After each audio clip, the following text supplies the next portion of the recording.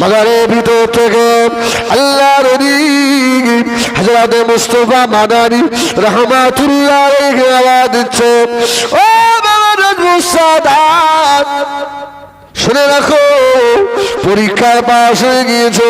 আল্লাহর ওলি তখন বসে আছে, আর একটা বড় অজগর সাপ এসে আল্লাহর ওলিকে পেঁচিয়ে ধরে মুখের কাছে হা করে ধরেছে। নাজমুস সাদাত বল, তুমকো কোন বাঁচায়েগা? আল্লাহর ওলি বললেন, আমার আল্লাহ আমাকে বাঁচাবে।